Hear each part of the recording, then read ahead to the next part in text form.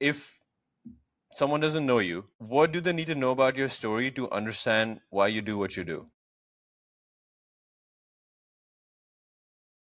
I think the best thing to say about that is I was an undergrad at UC Irvine, and I got in there as an undecided major, and I was looking for opportunities to do research. And I was visiting all these labs, different labs. They were chemistry labs, physics labs, and I've always been good in science. So I'm from Pakistan, so I did my A levels and I did biology, chemistry, physics. So in my mind, in those days, that's what research was. It wasn't going into, computer science lab. That's what research was. That's what I was geared to do. So I visited a lot of labs, and I remember walking into a neurobiology lab at UC Irvine and seeing, I know this is a little graphic, seeing a rat being tested for figuring out whether they could learn a new tone by which they could press something and get food. Very operant conditioning stuff. But while they were doing it, they had electrodes implanted in their brain, and we could record the firing of the neurons. You could hear the neurons. I was 22 and I fell in love with that. I'm like, I can actually hear the neurons and I can change the way they fire and I can affect behavior by it. And I know everybody knows this, but those three steps are actually really freaking cool because you can actually do something to the brain and you can hear it, you can see it, but then you also change behavior. And at that point, at the age of 22, I was like, this is what I really want to do. I want to study the human brain. When we talk about mice and using mice for a lot of these studies, can you, for someone that has no idea about how research is done, why are mice used over other animals or us? There's lots of ways to look at it. One of the biggest ways is that they're easy access. They're easy to breed. They're bred for research. So the ones that we use, they're bred for research. They're smaller. And one of my biggest concerns about doing animal studies is that animal brain is very smooth.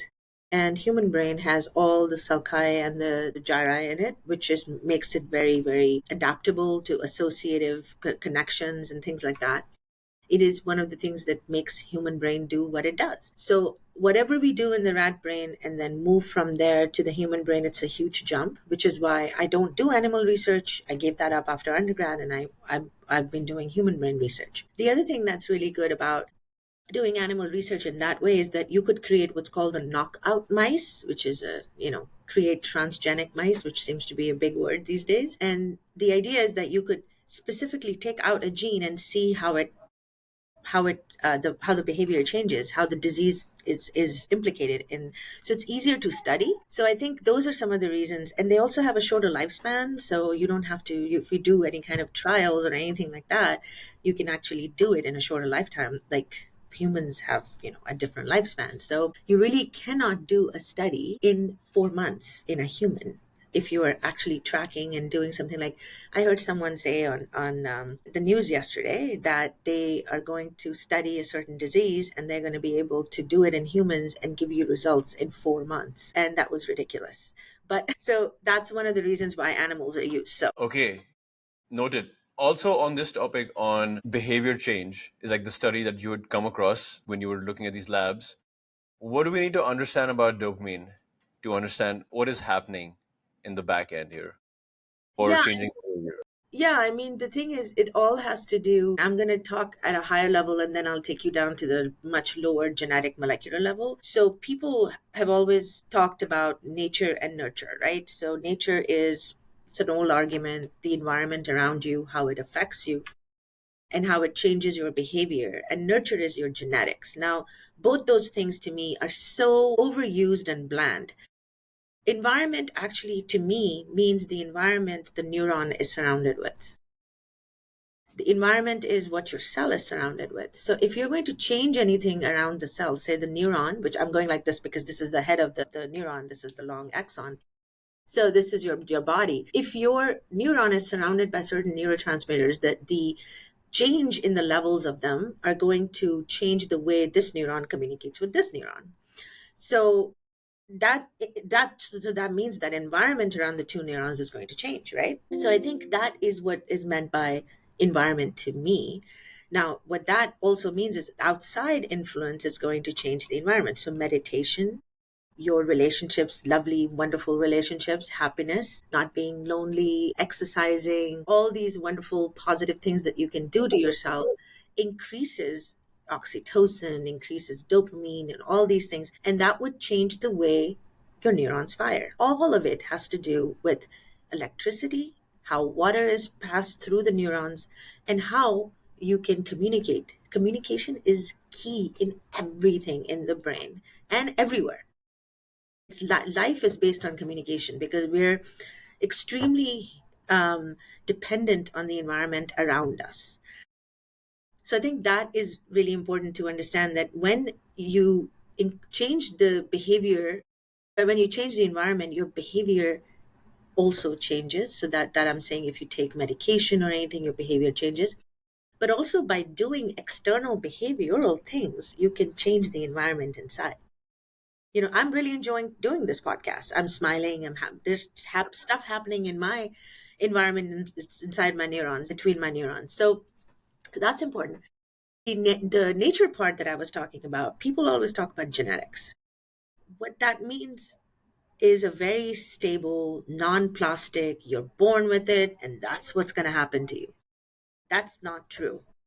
Genes create products. Those products, they happen throughout lifespan.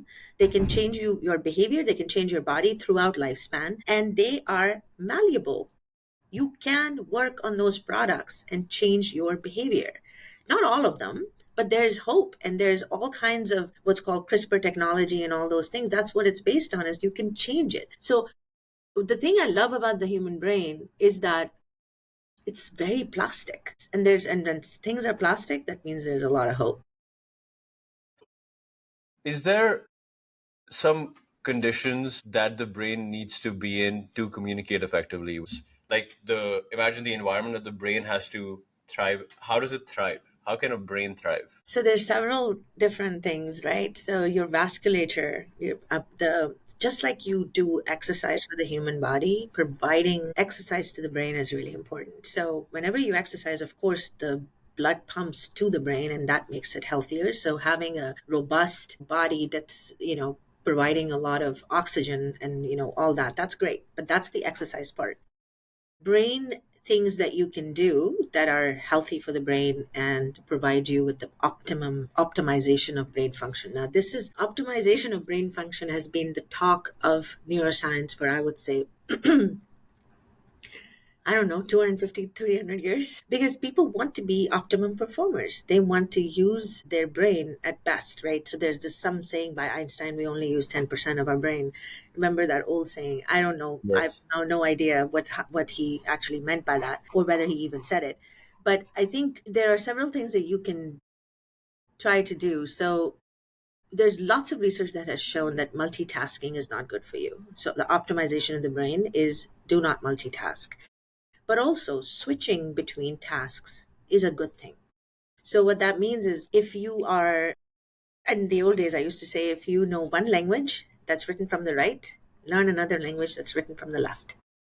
So, if you know a language which is very tonal, learn a language that is very orthographic, like something that is based more on symbols rather than how they're pronounced differently. So, just like challenge your brain, make sure that it's continuously being challenged in a way that keeps it interesting. And the last thing I would say is, there are different ways of seeing whether your brain is doing optimized function. In my view, the best way of seeing how the brain is doing optimized function is when what's called your default mode network, which is the network when you close your eyes, you're not sleeping, but you're not doing a task. You're not writing, you're not looking at any numbers, your eyes are not open, your eyes are closed, and you're just sitting there. You're not meditating, you're just not doing a task. It's the default mode network, which is when housekeeping happens in the brain, when everything is kind of laid down and it's not being interrupted. And that default mode network means that at that level, you are not letting other networks interfere. And the whole idea is that you don't let a lot of other random activity interfere. And if you can maintain that, no matter how you do it, whether you do it with meditation, whether you do it however you do it, That's the key, is to get your default mode network the lowest possible. Obviously, you've done a lot of work in the space, specifically traumatic brain injury. But Absolutely. I want to understand how the therapies for treating trauma have changed over the years. Mhm. Can you Yeah. give an idea of the historical sort of narrative of what was happening before and what is changing now? Sure. I mean, this is a huge field, right? So we know that, in fact, Alzheimer's disease and all these things, they are related to traumatic brain injury, because if you have a traumatic brain injury, there is a high chance that you will have cognitive decline and may lead to Alzheimer's. Traumatic brain injury, meaning severe traumatic brain injury, meaning repetitive traumatic brain injury, like severe cases. This is a severe case, so don't get scared. Like if you get hit by when you were 9 and you're like, oh my God, I'm going to get Alzheimer's disease. And the idea is that people have constantly come up with ways to treat symptoms or post concussive symptoms with traumatic brain injury. Sports, motor vehicle accidents, blasts, veterans. And I think lots of the times they're given meds for, because the symptoms, for symptom treatment. Your sleep patterns are not good, your memory is not good, you're not focused, all, are your depression or PTSD. So these are all things, anxiety. So medication is something, but what is really helping now is non-pharmacological things, and that's what I do. And I'm not just saying this because I do it, I'm saying it because there's a lot of evidence for it. So repetitive transcranial magnetic stimulation is something that I've been doing for about, I don't know, 12 years, 15 years, something like that. And it is what it is basically an electromagnet that's put at a certain place in your brain on top of your head. It's non-invasive. Depending on the protocol, you actually create a magnetic field on top of your skull, and then the magnetic field actually, after it's as big as maybe like 1 to 3 Tesla, but it's done very, very fast. So it can pass through the skull and it converts into electrical energy. And that whole thing I was talking about with the two neurons talking to each other. So it generates electricity and creates brings the neurotransmitters, releases, and it helps make the injured brain much better. So I think that is a very promising treatment for TBI. The other treatments that are coming up to the market is also low intensity focused ultrasound. So you can look at very, very focused ultrasound. Now, with TMS, I just told you it's placed on top of the head, which means you're going to be able to get to the cortex, but you won't be able to get to the deep, deep areas in the brain. And the deep, deep areas in the brain could be reached by ultrasound. So, again, that's another way of doing it. There's also, if you're have severe OCD, severe depression, you can also do what's called deep brain stimulation. So that means you can have electrodes implanted. That's meant for very, very, very severe cases. There's a lot of other things that you can do, such as we are looking at ibogaine, which is a derivative of a plant in Africa that is used in ceremonials, which is ayahuasca ceremonies. We are also looking at psychedelics, and those are things that are really showing a lot of promise, but they have to be managed in a very clinical fashion. We need to know what the doses are. We need to know what populations we can use them on. What I meant was they may all have traumatic brain injury, but what level of traumatic brain injury, how many, so in terms of what is the mechanism, how old they are, how many times they've had it, do they have depression, anxiety, PTSD, all these things have to be looked at. Combination of these things with other chemicals and other ways of better delivery to the body, safety, efficacy, all of these things have to be assessed. But there is a lot of push towards trying to go towards these therapies because they have shown a lot of promise. One of our papers was just published in Nature in January of last year, and it was and we have several others coming out that showed its effect on the brain as well as on the outcomes that we're addressing. So those are some of the ways that you can treat traumatic brain injury. And these are all treatments in which your symptoms are pretty much not something that you can ignore. If you have slight symptoms, then you can do a lot of things that are not pharmacological dependent. You can exercise, you can do meditation. I mean, I'm a big proponent of the old school things like turmeric and things like that. Like, that's just who I am. It's part of my culture. So I've always been a big proponent of how can you reduce your inflammation. And because a lot of things that happen in the body are inflammatory based, and traumatic brain injury symptoms are going to be worse if you don't feed your body correctly.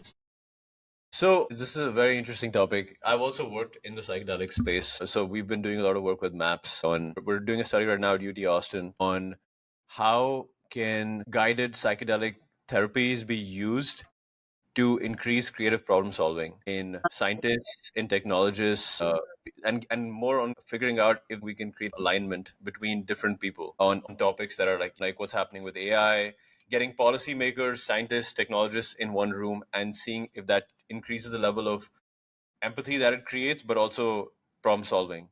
So that's one angle to it, which is not so much to do with the trauma side, but to do with the how can we better breakthroughs in the Yeah, world. I think that I've not heard that before. That sounds really interesting because it does the psychedelic experience is very different from other experiences. It actually elevates you to a level where you are a little bit more critical of what you yourself are saying, and you're able to actually analyze it before you say it. Like you can hear yourself saying it, and that's what I've seen. And I think it would help in communication more, especially in topics that people don't agree on. Right. So on this topic, I want to understand PTSD better. We kind of throw this word around very casually in even like not even when people have this like oh I'm having PTSD about this stuff like but Mhm. what is if someone was to understand PTSD, what is it? What's happening within the brain that is leading to that? And a second question to that is there any correlation between the threshold of pain that a human can take versus the amount of trauma that they receive as a result of it? So I love doing these podcasts because they take me away from my scientific thinking and my logical thinking to this realm where there's this fine line between me being a psychologist and a neuroscientist versus somebody who experiences life as a woman, as somebody who has her own experiences. And doctors are really bad about applying things to themselves, so Hmm. they Why is can. that? I don't know. I mean, I don't go to the doctor as much as I should. But the thing is, if you, I know what's going on, but it's difficult to apply it to myself, and that's just something. So your question is so PTSD is post traumatic stress disorder. Lots of people don't use the D because it's really not a disorder. We just say PTS, post traumatic stress. You have post traumatic stress. Now remember, it's post traumatic, and I'm very honest about things, and I'm using this as a very public space. Post traumatic stress that's happening right now in Palestine and the Gaza Strip, if you go there, or in Ukraine, and you go there and you see people and you test them on it, they will be very different than people who have left that place and are in somewhere else. Post means you have to take them out of the situation and put them in another situation. That's when you allow other stimuli or other stimulus outside that is not part of the original thing to activate things like remembrance, which activates avoidance, which activates aggression. So what I'm saying is, if there was if there was a loud bang in Palestine in front of a kid who's been hearing it, he's not going to be that. He's used to it. He's habituated to it. So his brain has literally habituated to it.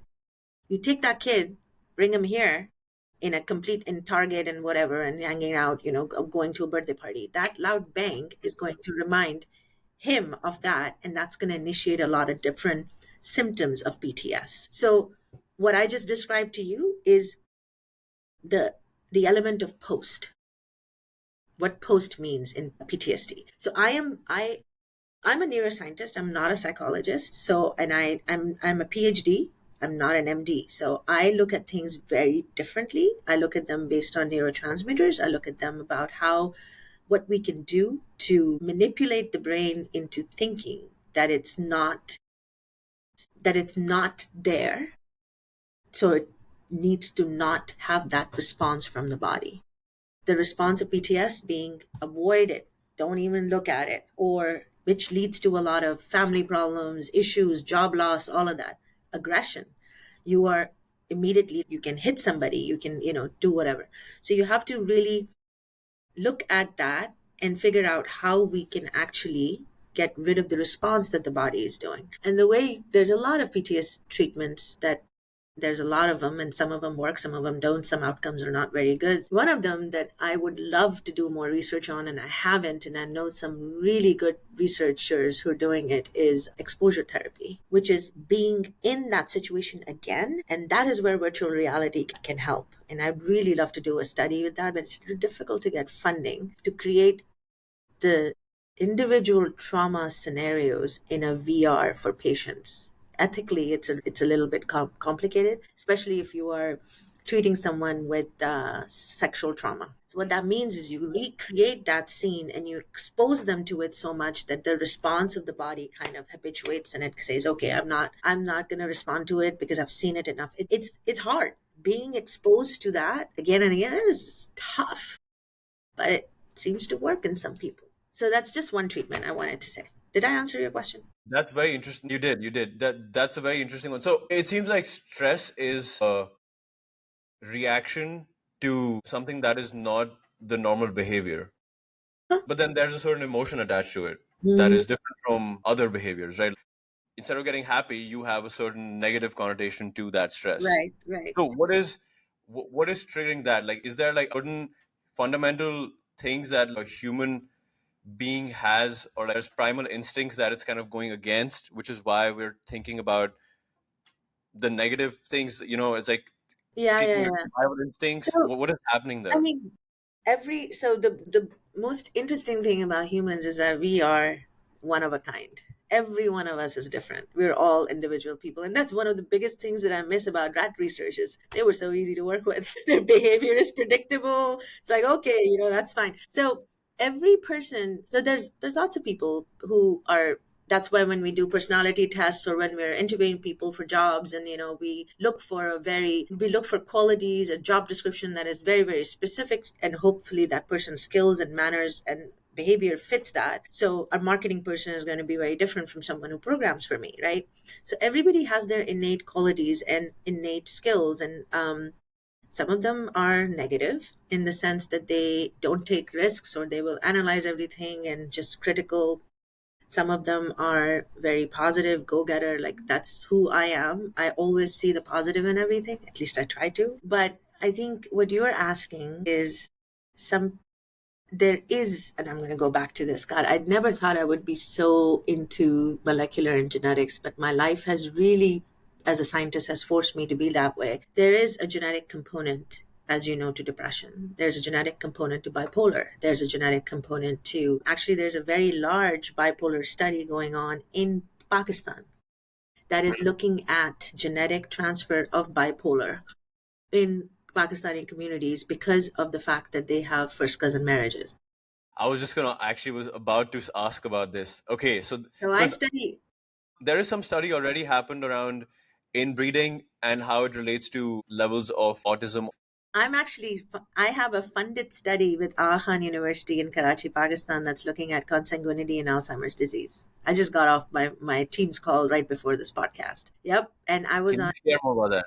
I was on two talk shows in Pakistan talking about this. And this is a big deal. And if you have bipolar, schizophrenia, I mean, it is genetic based. What's going to happen if you do first cousin marriages, right? It's just going to boom, boom, boom. So rare diseases that are very, very rare, 1%, they're going to be higher in places like Pakistan, Sudan, Yemen, wherever all the first cousin marriages are happening more and more. In Karachi, in the cities, it's much less. But when you go to tribal areas, it can actually go up to as much as, I don't know, I've been told 80%. So autism is another one. You've got what's called hearing deficiencies, lots of cochlear, it's some specific thing about how, I don't know much about that, but I know that that's one of the things that happens. And I know about Alzheimer's we're studying. So this is something that, we know. And when you have a genetic predisposition to psychiatric illness or disorder or whatever you call it, your personality is going to be different. May not be in the beginning, but it may show up later depending on how environment changes it. There is also a company that I advise that is based on some of the work that was done in Mount Sinai. Was it Mount Sinai or NYU? There is a researcher there, and she studied the genetic predisposition to PTSD. in Holocaust survivors and 9/11 survivors. Meaning, this is a very interesting topic, because if you knew that people are susceptible, so you would not put them in certain occupations, right? So if you knew somebody was susceptible, you're not going to ask them to go be in the military and be in the front lines and kill people because you know they're susceptible to PTSD. It's like color blindness, right? If you have it, you can't fly a plane. So it's that kind of assessment of who you are and then what you should be doing. Because if you have that, why should you be put in an occupation that's just going to make you fail? Not just It's fail, but as you not perform at your optimum level. it's a very different lens of looking at the careers you want to choose. I feel like not many people think about it from that standpoint. It's like, what are the genetic Exactly. predispositions I have that make me not suitable for a career I'm versus telling you, I'm telling you, the work that I do is really starts going into this like sci-fi. man. So, okay, this might be a little bit tangential, but what is the purpose of inbreeding in today's world? Like, why is it still a thing? So, I mean, a lot of the times, I think the reason it was done is when people were not moving out of the community, extended families were living together, and it has to do a lot with keeping the wealth of the family together. So the money stays together, Resource allocation, keeping the resource resources. allocation, exactly. And then I think it's mostly because of all these stereotypes about other people's ethnicities, and obviously you can see by my last name my ex-husband was a white American. I don't believe in any of that. I mean, that's as far away from a consanguinity as you can get. But it's I think it still has to do with it still has to do with keeping the wealth in the family, and also keeping the honor of the woman in the family, knowing the person that she's marrying, it's within family, you don't have to take them out of the community. So it's the old ways of thinking, and I don't know other reasons, but Yeah, it's I more don't social think cultural. they're not religious at all. Yeah, Yeah. yeah. Okay, on the topic we were discussing a little bit earlier on the reasons for stress and PTS. I wanted to get more granular on the differences that women have versus men have in showcasing or the symptoms of this. I've come across some studies where there's certain ways that women are have a higher threshold of pain, especially when it comes to physical pain. How does that affect the threshold of pain that you have on the level of stress you feel or the level of stress that you are okay with dealing with? I don't know of any studies that have looked at both those things together. I can give you, but a lot of this that I'm saying is these are questions that are again on the realm of a little bit neuroscience, but also going out to the lay people.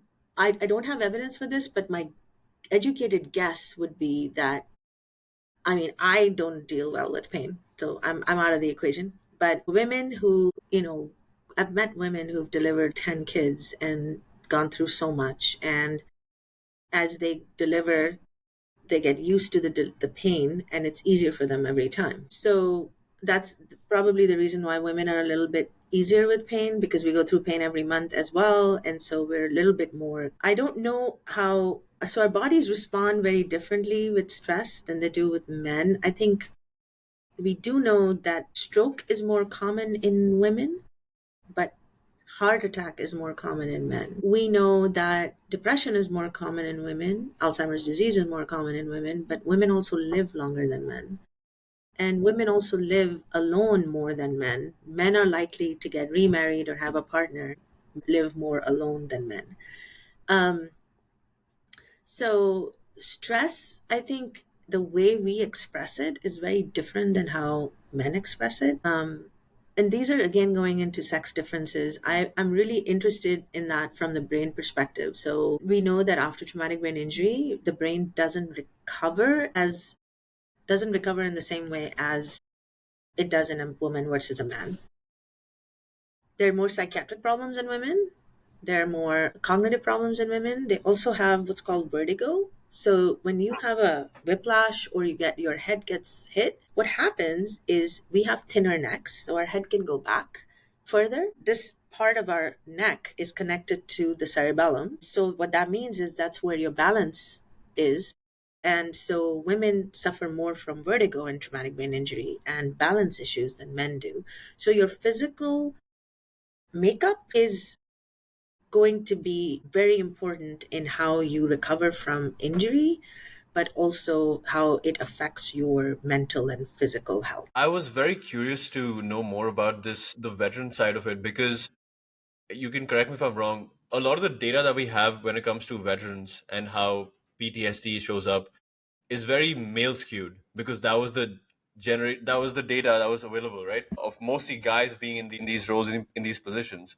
How would one be able to figure out similar problems that are happening in women when there is not the same amount of So data? you have read my website. So there's a dearth of data, right? So it's not there. The thing is, so you just look at each conflict, right? So if you go back all the way to Vietnam, the women were not in the front lines. They were nurses or cooks. They were nurses or doing other work. So very few women in Vietnam. You go to Gulf War. Gulf War One, there were more women, and we actually have a huge, not a huge, women are like 11%, 11 to 18% in the VA population now. They've increased because after Gulf War, then it was nine, Operation Iraqi Freedom, Operation Enduring Freedom, OEF, OIF, Operation New Dawn, all these things. So women, as they have moved into other fields, women are more into sports, women are more into other fields. They also became more relevant and started entering the military, which is why the problems that women face when they are exposed to environmental pollution, environmental toxins, traumatic brain injury, all these things that military exposes you to, where they're going to react differently to it because our bodies are different. And we also have what's called a uterus. That's going to affect a lot of our infertilities and fertility issues, reproductive health, cancer, all of that. It's now there are more women in the VA and in the military, so there's a lot more push to understand how their health can be fixed or maintained, or more preventive medicine is provided, more treatment is provided, and more direct care is provided that is more about understanding their issues from a perspective of women's health rather than applying what we've known for years about man's health. um and so it's and why are we doing this? There's a Everything that I'm saying has a dollar sign attached to it, everything, because that science has a dollar sign attached to it. If you're able to predict that this population is going to need a lot of support in the next 10 years in terms of neurology, in terms of pulmonary, in terms of gastrointestinal, your dollars can be either attenuated or at least put in the right place, because you're going to save money. I mean, that's the key. That's the key here. You're going to preventive medicine. You're going to save money. And Right. I'd like to say that to people because they're like, oh, you're just doing science, because science is, at this point, people need to understand that every single thing that reaches you has been tested and tried, and it's research that does it. And I'm not just talking about medication. Like this cup here that I'm drinking from, the whole idea of creating this, that it shuts down, and who did the research? It's all research. So like it covers up, and we didn't have this 10 years ago or 15 years ago. This came out, anything innovative. Everything has research attached to it. So, anyways, I go off on a tangent. So if I'm trying to think of it this way, is there a large cohort of data in women in a complete different context that is similar, has similar effects as a woman in a veteran context? Are there any experiences that kind of translate Of course, yeah, yeah. So this is that could very be studied more to understand? it's a very important question, because when you study veterans, you have to also study civilians, because then you know the difference between the trauma, between the different exposures that they've been exposed to. And so it's kind of like a control population is the I won't say healthy, but control population. But there's a lot of stuff that's happening in the civilian world that's also not very cool, right? They're being exposed to a lot of things, and there's a lot of depression, there's a lot of anxieties, there's a lot of anxiety in teenagers. And the high school experience, I have a daughter who's in 10th grade, and I see what she has to go through. She's brilliant, but that brings a lot of anxiety, and it can be very, very, it creates a lot of obstacles. And So there's a lot of parallels to like, so what we like to do is we like to say, okay, autoimmune disease is really big in women in the civilian world. So you get to a certain age, around 35, 40, a lot of women start having like autoimmune diseases show up, like rheumatoid arthritis, all these things. Is that the same in the VA population? And if it's the same, great. The environment, toxins are, and whatever they went through in trauma did not increase it. If it's not the same, is it higher or is it lower? If it's lower, that means that's great. We're actually helping them, the health. And if it's higher, why is it? Is it because of their surroundings? So that's the kind of work that we like to do. So that all I'm saying is we haven't done it yet, but it's coming and it'll help save money. This is a big one. You're talking about your daughter in high school. There's a NYU professor, Jonathan Haidt. He has a book called The Anxious Generation, and it's research backed stuff that he's putting out on how closely the advent of social media and technology has changed the level of anxiety, depressive symptoms that Yep. young people have, Yep. specifically women more than men. From that standpoint, do you have any thoughts on that? Oh God, this is almost like a wine hour conversation for me because I talk about this all the time. Well, if you have wine around you, let's open it up. Well, it's 10:49, so um, 5 p.m. somewhere. I know it's 5 o'clock somewhere. Let's see. So I have this whole. See, I'm a neuroscientist. I'm allowed to have hypotheses and not theories, but hypotheses because I have to test them. But I believe that we are rewiring our brain as we speak, especially in my daughter, who's a Gen Z. The way we learned about working memory, the way we learned language is by writing it, pronouncing it. So there's like this orthographic reading it, pronouncing it, and then keeping it in memory. That whole reading it is being turned into visual. Visual cortex is one of the biggest areas in the brain. It's highly accessible. So it occupies a lot of your associative cortices. Some people say it's as much as 60% of your brain. We're visual creatures. But now we are moving from reading language into that. So that's rewiring the brain. The other thing that's happening is everybody talks about AI, and I know that AI is amazing, and AI is doing all this work, and it can make us efficient and all that. But people want to replace human experience with AI, and my biggest issue with that is sure it can do a better job efficiency. People are like, it'll get rid of doctors because you could take prick your finger, put it on the computer, it'll take the blood and do it. And I mean, that's great, it'll take place at the doctor, but that patient is probably going to be so lonely, so isolated, have no communication, that they're going to end up getting therapy. They're going to end up going to a health coach. They're going to end, the more and more you bring machines into it, I mean, we know all the dystopian movies that have been created, you will have this anxiety, you will have this depression, you'll have this loneliness, I think. And I think that is one of the things that our teenagers are facing right now, that there is so much pressure on them. And I'm going to say, I'm South Asian, Middle Eastern, whatever you call it, we are hard on our kids. Yeah. You know that. I mean, my parents were. Product of that. Yes. Right? So my parents were hard, but they were not that hard because I was a nerd. They didn't have to do a lot of things. I was like, oh no, I'm going to take 6 courses this semester. They didn't have to tell me to take them. I did them. But I caused anxiety to myself for that. If I compliment my daughter in front of everybody and say that she's doing this and she's doing this, it causes her stress. Does that make sense? Why is that?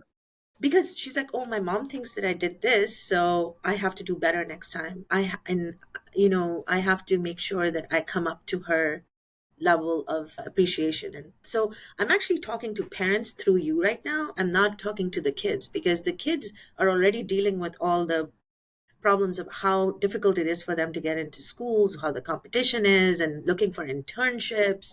Just, I mean, high school's hard. Us as parents, instead of putting pressure on them, we have to be very, very careful about how we approach this. And that takes some, changing. So, yeah, I think that's where I'm at. And I think you had another part to this question, which I'm not answering. I was just curious about understanding what you think technology is doing from a neuroscience perspective, specifically social media, to our brains. In terms of if we see visuals, for example, of the bombings happening in Palestine, So yeah. that's another angle to it. Like, is that also creating similar versions of this stress that you are one like that someone there is facing, literally being in that environment? So this goes back all the way to like all the different things that went on after 9/11. I have never seen footage of 9/11.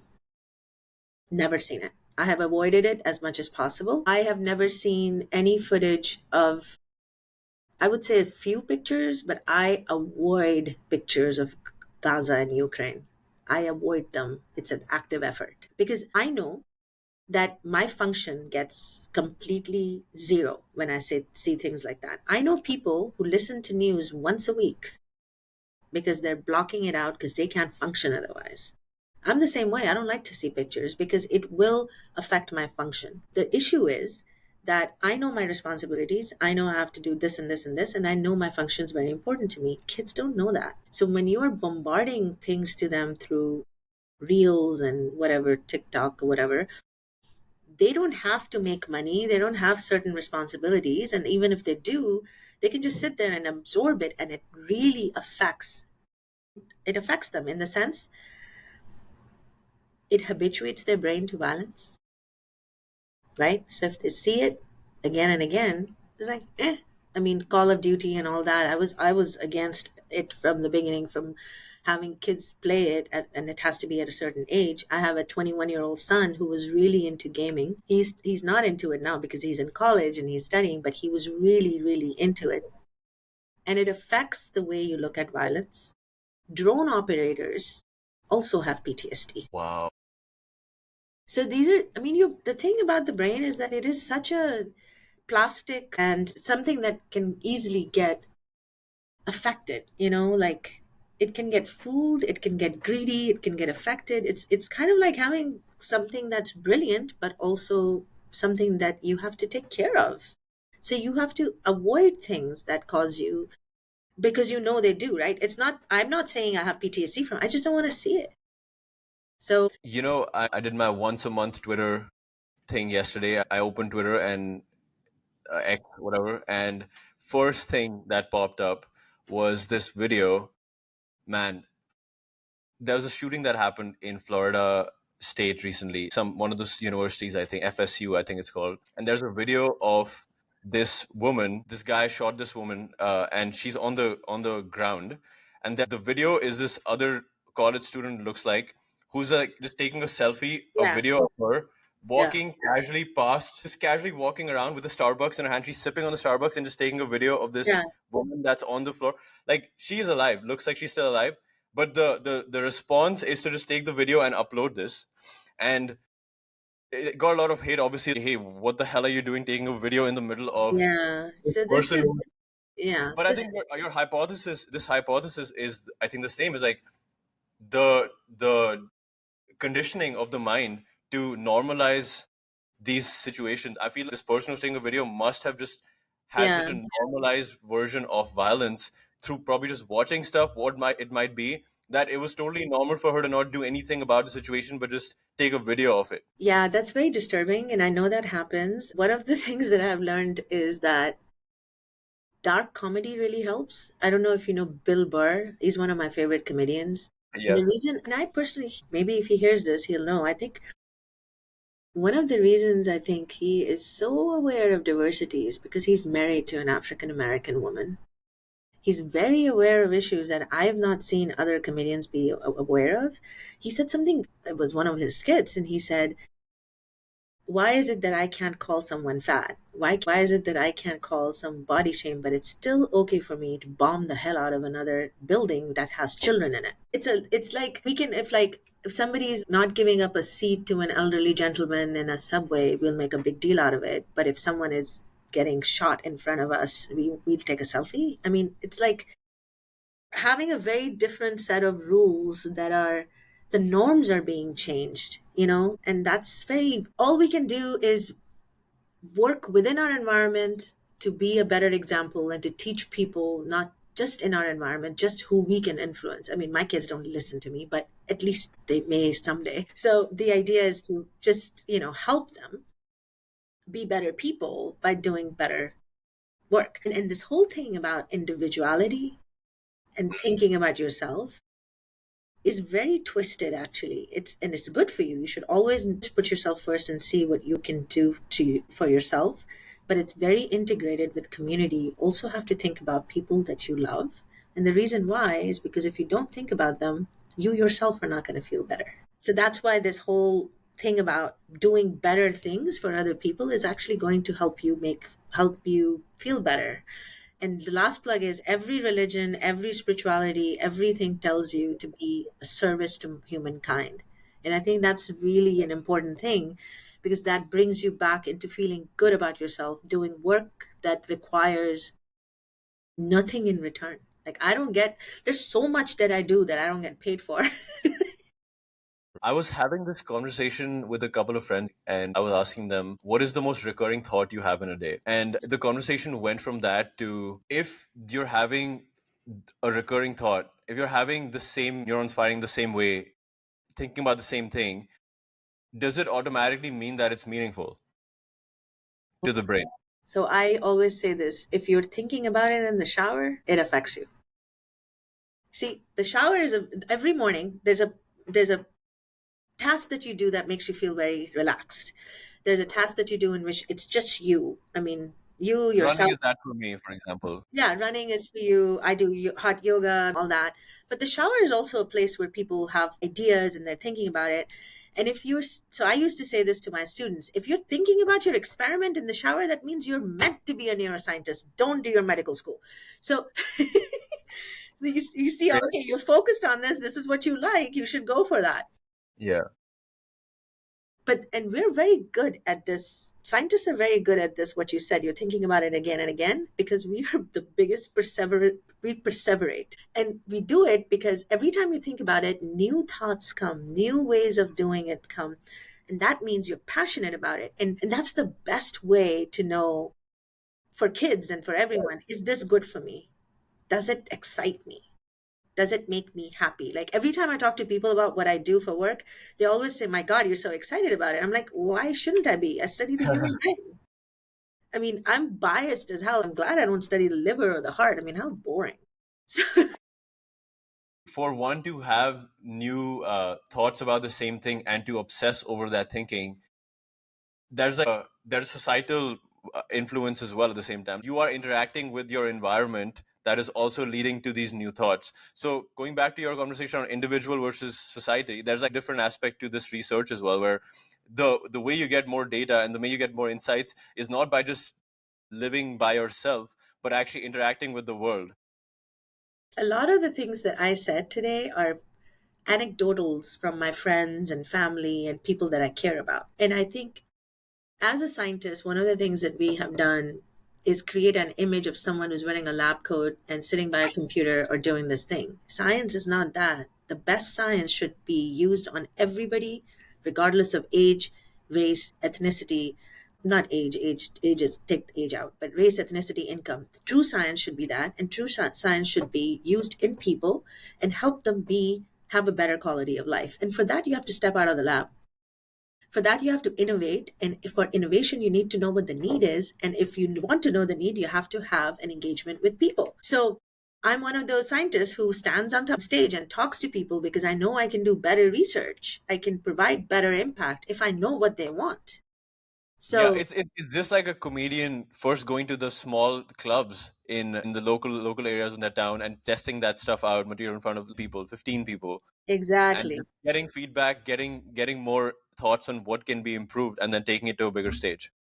And I'll tell you this, when I started as a neuroscientist, people looked at me and said, I'll say it in Urdu and Hindi, "Dimag kharab ho gaya tumhara, kya kar rahe ho?" You know, like, what are you Yeah. doing? This is crazy. Now I have a niece who's a neuroscientist. I have another niece who's a neuroscientist. I have a third niece who's a neuroscientist. I have five other research assistants that came to my lab, did volunteer in my lab, worked in my lab. I wrote them letters. They are now doing either MD, PhD. A South Asian woman who's at Uniformed Services University doing an MD, PhD, and she's also going to be a naval officer, and her PhD is in neuroscience. I have four other research assistants who've chosen neuroscience as a PhD because I mentor them. All of them are doing this, and they are all South Asian young girls. Can we, before we go into Soof and just like what that story was as well, can we touch a little bit more about mentorship here? How do you mentor the next generation of scientists or people that are on the edge. I came across a new word recently, and I've been obsessed with this word. It's called liminal. The word means a state where your one foot is in one place and your other foot is in the other. It's the space in between the transitions that happen in life. Yeah, that's a really good word. I might use it a lot too. I feel like a lot of the people that you come across, these people that have now kind of transitioned into actually becoming those neuroscientists, whatever you're saying here, they've all had these liminal periods in their life when they were just testing these things out and they were around you. So how can someone mentor people better to move towards things? Right. So I think one of the things, again, live by example, the excitement that I show about my work attracts a lot of people. I have every day, I think I have 3 or 4 people writing to me, we want to work with you, want to work with you. I can't take all of them, but the idea is that live by example, show the excitement, show the product. People hear about you because your outcomes are working, because your papers are being published, you're known, and people are like, this is she's doing good. I want to be like her. That's why they come to me and I mentor them in the sense, okay, I'm at a point in my life where I'm older, so I have a staff, so I can assign them to different staff, and then they come to me, I mentor them, I introduce them to people, I talk to them, I figure out what their motivations are and how they can even navigate cultural and religious backgrounds to get hired. I've given keynotes and other places where I've really talked about how we need the support of men for women to go forward. Because again, I'm going to say something which is maybe controversial. I believe All the that hot takes, yes. it's, at least in my culture, I believe that women are rising, but they cannot rise without the help of the man. And the reason why is because we are rising in a world that is still judging us as a mother, as a wife, as a sister.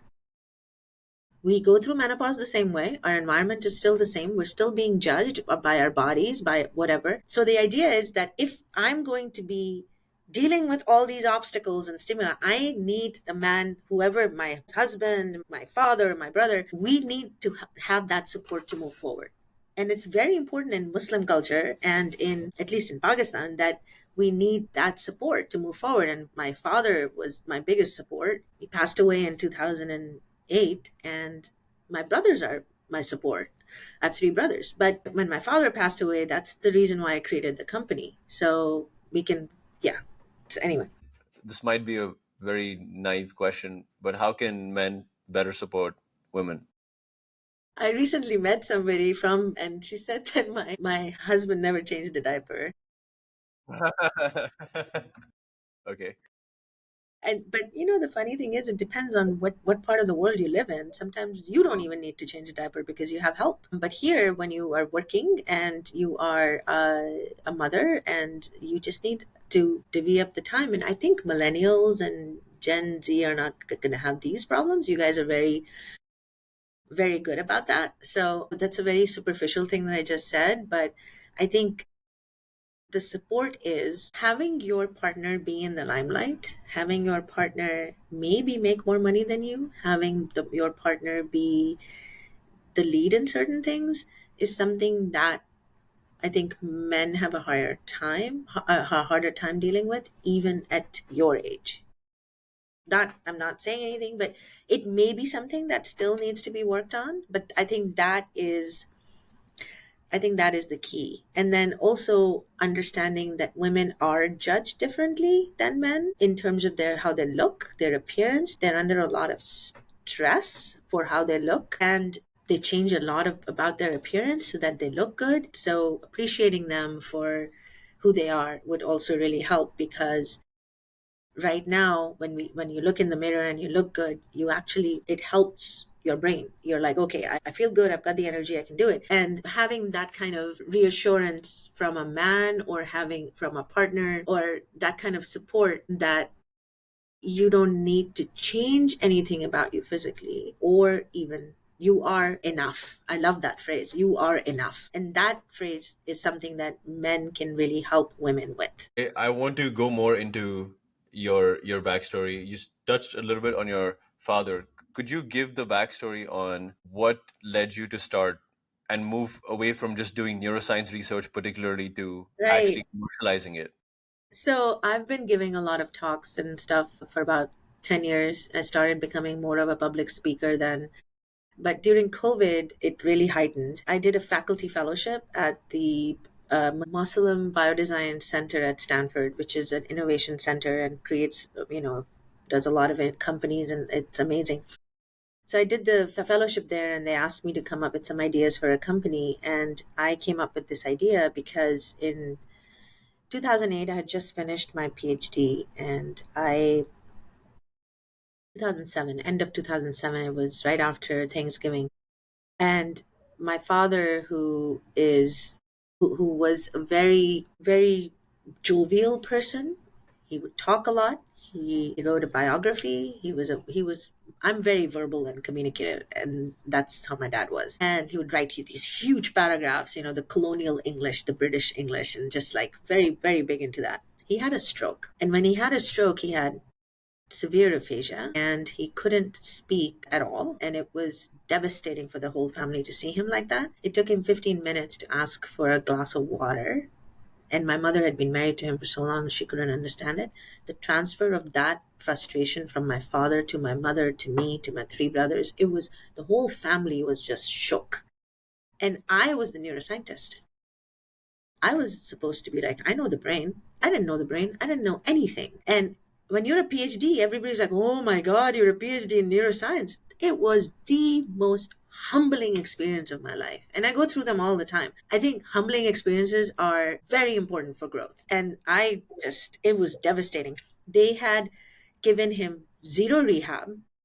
He didn't have health insurance because he was visiting from Pakistan. So I remember running around trying to find speech language pathologists for him that knew Urdu and could help him, who would not take insurance, who would do it out of pocket. I remember I suffered a huge episode of vertigo during that time because I was so stressed out. They put him on antidepressants 2 days right after he had this. And within 3 months, he had another stroke. And then 4 months later, he passed away. Having somebody take away their power of communication is probably the worst thing you can do to them.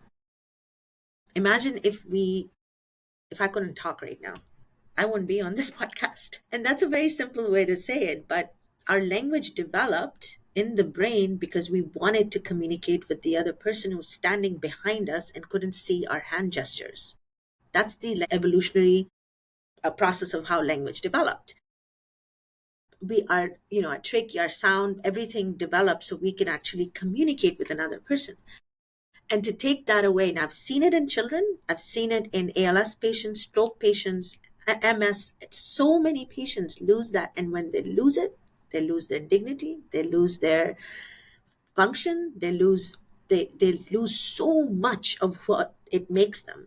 So I wanted to come up with something in the hands and be in the hands of everybody. So it's not a big hardware device that you have to buy. It should be an app that's on your phone. It should be an app that is on your iPad, and it should be able to help you communicate with your loved one. Because when you are sick, you need help, that's who you need to talk to, is your loved one. Not so much the doctor, it's your loved one. What has transpired since then? What is this Yeah. product now that people are using? Yeah, so it's very exciting. So I'm getting the license from Stanford, a Stanford backed company called Soof Solutions. Soof is half of my father's name. My father's name was Mausoof. It is also a cap that the Sufis used to wear in Turkey, and it is the phonological pronunciation of Sophia, which is female wisdom. And so I believe that it is something that can really help people talk.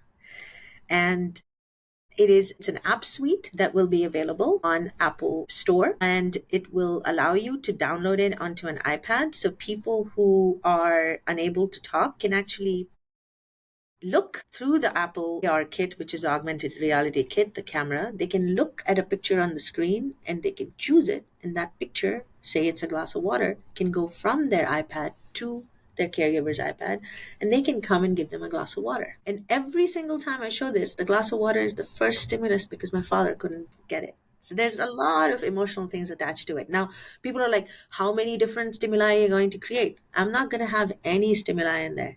The patient is going to give me the stimuli. The caregiver is going to give me the stimuli. They're going to take the digital pictures of their daughter, of their mother, of their favorite orange juice brand or their favorite TV show. They're going to put it in our app so they can choose whatever they want anytime they want. Parents can do it for their kids and kids who cannot speak. So we are ready to launch. I just hired an ex Twitter marketer.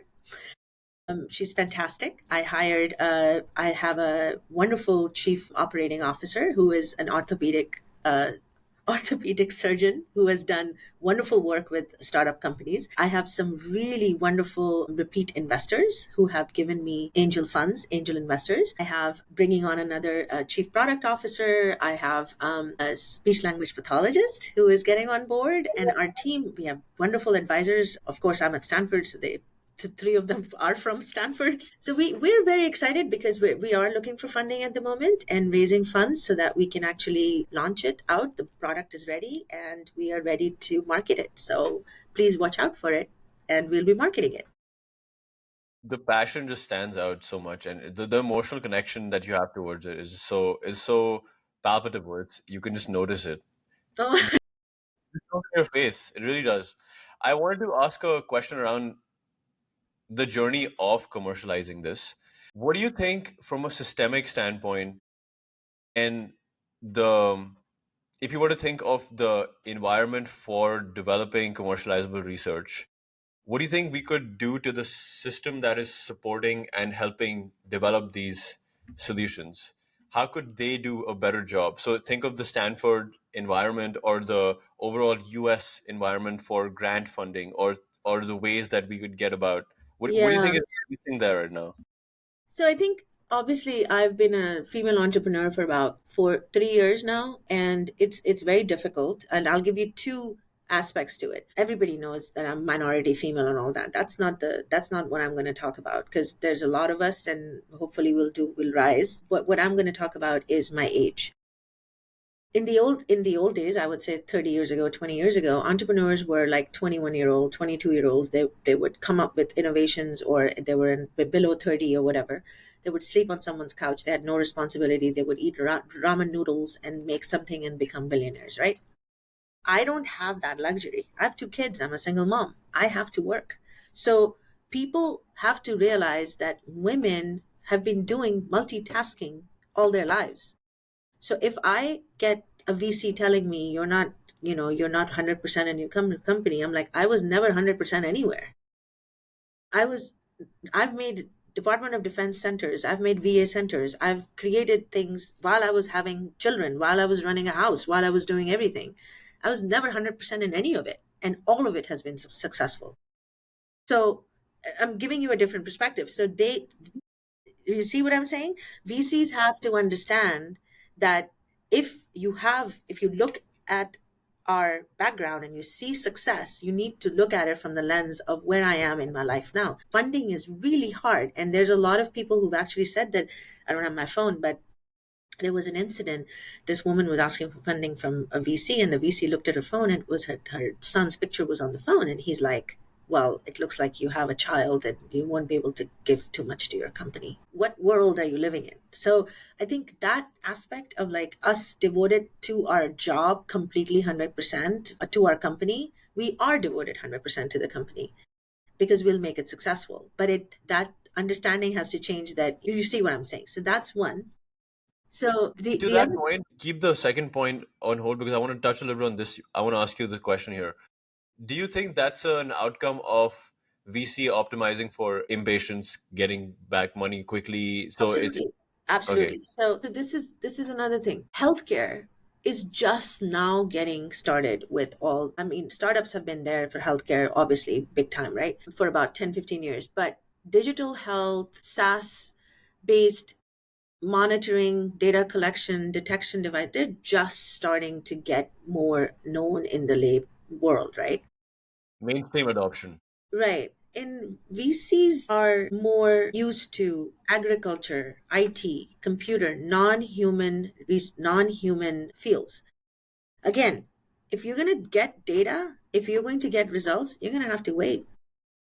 You're going to have to wait to get that. So their expectations have to be slightly lowered. Risk taking has to be a little bit higher for this. And it should, again, when you're looking in seed round, pre seed round, and seed round, you look at the innovator. You look at the history of the innovator. You look at their CV. You say, okay, this person's done work. And my angel investors invested in me because they believed in me, not literally. I mean, they liked my idea, obviously, but they believed in me as who I am. And I think that needs to happen a little bit more. Do you think there's an angle of philanthropy taking more part in such conversations?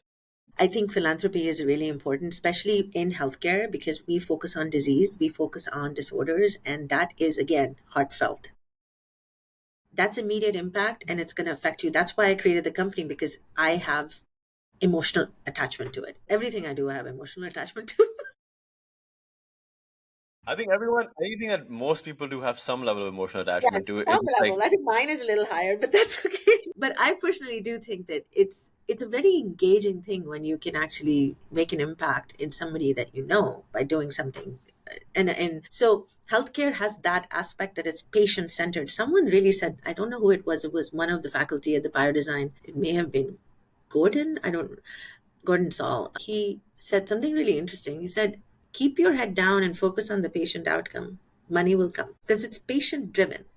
It's all about what is the goal is to improve the quality of life of the patient. So when it comes to challenges from a clinical side, in terms of the clinical process, clinical setting process, are there, this might not be applicable for you directly because you're more on like building an app, but what have you noticed in terms of how we can increase the rate of things that are being put out in an FDA environment? so I deal with this a lot. So in my work, because I direct centers, there's companies like me coming to me saying we want to apply this technology to your patients. So I'm on the other side as well. So I'm a CEO and a founder, but I'm also on the other side as someone who can choose a technology and bring it to the patient, and or not particularly choose it, but then provide my expert opinion and say that yes, it'll work. Now, what do I look for? If it needs FDA approval. Soof Solutions does not need FDA approval currently because it is a communication thing and it's not needed. We're not detecting, we're not monitoring at the moment. When we do, we'll get FDA approval. So when something like this comes, I look at safety, I look at efficacy, and I say, okay, um, one, how are we going to pay for it? I don't have to worry too much about that because the VA hospital doesn't pays for it. But in a regular hospital, is there a CPT code attached to it? How are we going to pay for it? That's number one. Number two, safety efficacy is FDA. Is it FDA approved? Is there data associated? Like, sometimes things are not FDA approved, but they have really good papers, really good data, really good, not anecdotal, maybe anecdotal, but also numbers that show that it works. So we're like, okay, we can pilot it. We could do as a quality improvement, process improvement, Q&A project. We can maybe even do research with it and do an IRB approved study, and then you can use us to do FDA approval or something like that. I've done that before with some companies. The problem is that for now, I'm going to go to the other side as a CEO of, when you are trying to get into the clinical setting, when you're trying to get B2B into the business, into a hospital, who do you talk to? Well, you need to know who your partner is. My partner is a speech language pathologist. Not so much. My partner is actually the person who gets all the software and devices, the IT guy. So when you are doing all these entrepreneur things, you need to know who your customer is and you need to know who your partner is. People outside, on the other side, reach out to me because I'm a research director because they know my opinion matters and I can influence the IT people to buy the product.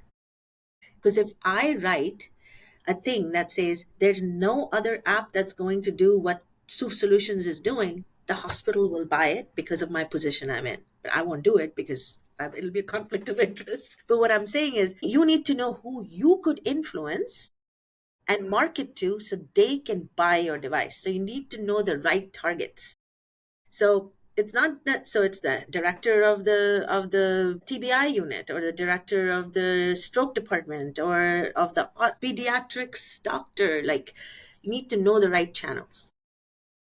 Speaking of conflict of interest, I was at a summit this past weekend in Austin, a health optimization summit. It was some of the longevity biohacking movement folks, along with some of these scientists that kind of like were like, I don't like how this system has been running so far. Certain things that I feel like I can have such an insane impact. I've been waiting for years to do it through this FDA process. I wanted to find other ways to do it.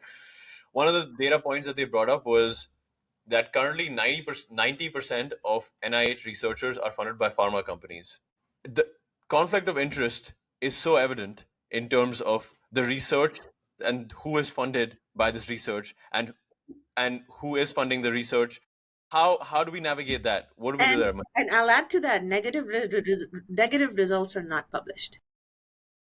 You're the third person to say this on this podcast. So now I'm taking this as like this is totally true then. I've had Okay. negative results and I've never had them published. I will turn them in. They're like, oh, no, we're not going to publish them. So I'm just get tired. How many times are you going to send it to a journal? So, yeah, I'm not big into pharma companies. There's some that have done amazing work. I have only worked with one and they're very good, but the conflict of interest is really big.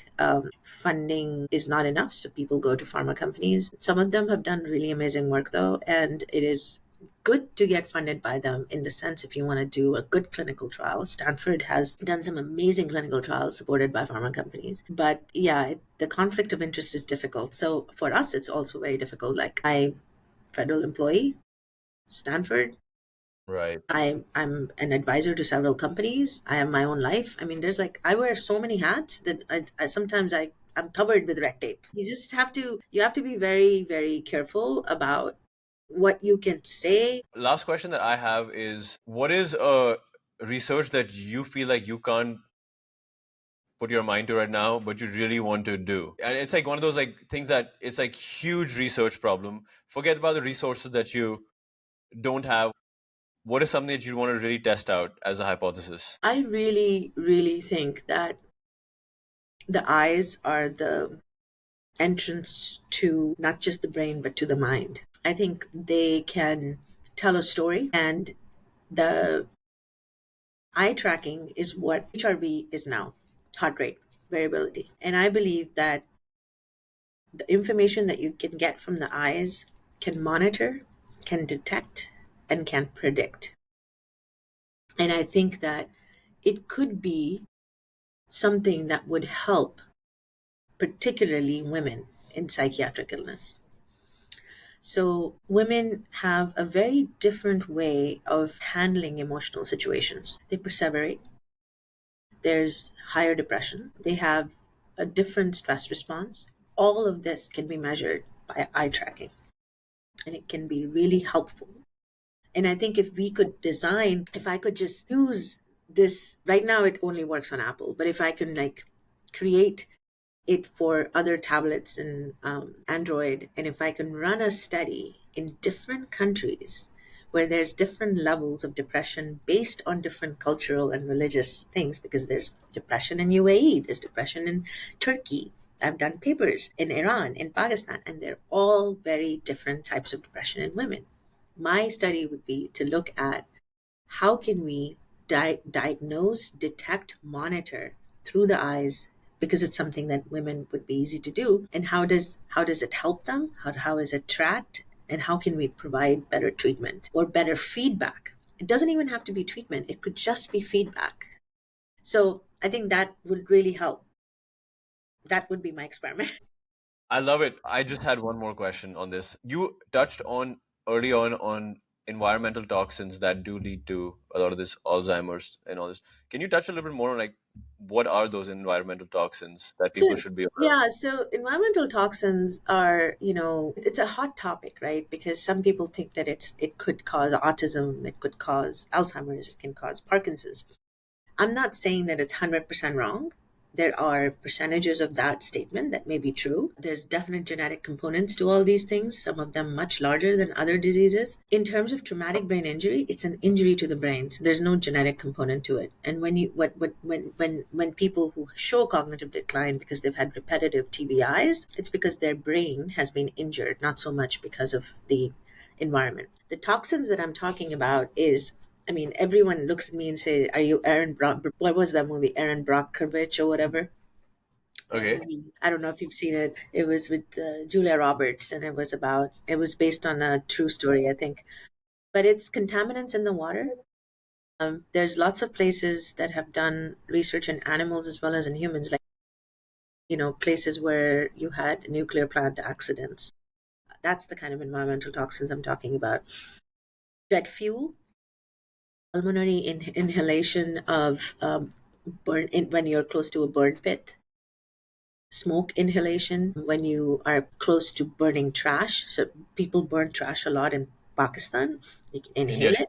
Exactly. So there's a lot of pulmonary effects of all these toxins. There's airborne hazards, is what it's called. So particles that are not, you cannot see them, but they're in the air, and you're inhaling them, and it affects your lungs and it affects your pulmonary system. And what happens with that is that it may be years ago that it happened, but it caused an inflammatory response that has changed your body. So those are the things that we look at. And there's tons of them. There's oil spills. There's people. I mean, there's contamination in the water in Pakistan. There's lead in certain places um, in the water. Leather tanneries that are putting all kinds of stuff in the water in these slums, and kids are drinking it and they're dying. There's Around the world, the environmental toxins are a huge problem because of what we've done to our earth. So it affects your body. One that I don't see being talked enough about is lead poisoning. I think it's a surprising. I am surprised by it because I've recently been diving a lot into that research with some other people, and currently there's around 1 in 3 kids globally. In the US, it's 1 in 10. On average, it's 1 in 3 kids that have lead poisoning. So I agree. I'm again, I'm bringing Pakistan up because I was just there in January to start a study, and I live in a affluent area, and 2 miles from my house, somebody talked to me. Their child had lead poisoning, and I looked at their reports, and the hospital had said 2 miles from my house that there's lead poisoning in the child, and the levels of lead in the parents are sky high. That's 2 miles from my house. I live in a very affluent area, and there's lead in the water 2 miles from my house. And of course, we will only drink bottled water, and there's filter, and there's like all these things. But poor people who live 2 miles from my house don't have that. So I was just, because I'm so Americanized, I don't see this every day. I work at in Palo Alto, and I was just shocked. And even though I'm from there, and but I don't live there, I was just like, oh my god, like this is supposed to be this should not happen now. Lead poisoning kills more people every year than malaria and TB combined. My god, yeah. You talked about burning things, but do you think air quality has some correlation as well then? To I'm thinking of a place like India, Pakistan, where air quality is in cities. Yeah, it is bad. Pulmonary stuff is pretty bad in Pakistan. Yeah. Because they don't apply the environmental laws as good. That's why all the companies go there and manufacture. I think now it's a little bit easier, but I think now it's a little bit harder. But in the old days, I remember we would drive outside of the city, and you'll see all these chimneys, like these plumes of like purple smoke, and you have no idea what it is. And kids are drinking the water, and nobody cares. Nobody's told them anything. I think it's not like that anymore, and I think that better laws. Again, I'm a huge proponent of climate change and environmental pollution, and this is all part of it. But I mean, I'll be shut down. This is more of a policy issue as well than to figure out the right policies and governance to fix these things like at a more systemic levels. Much, yes, yes. But Yes. anyways, this was a great conversation, huh? Thank you for sharing your insights, sharing your stories. I learned a ton actually, and I just love talking and learning more about neuroscience. And at least as a person that does not understand much about it, you're able to explain it in such a simple way that I gained a lot from that. So thank Thank you. you. No, your questions were very good, and I enjoy talking about how we can apply near. It's the most popular major because you can apply it to everything. So in my time, it wasn't. You're leading the charge. So thank you so much, Maheen. Thank you, And sir. thank you for listening, guys.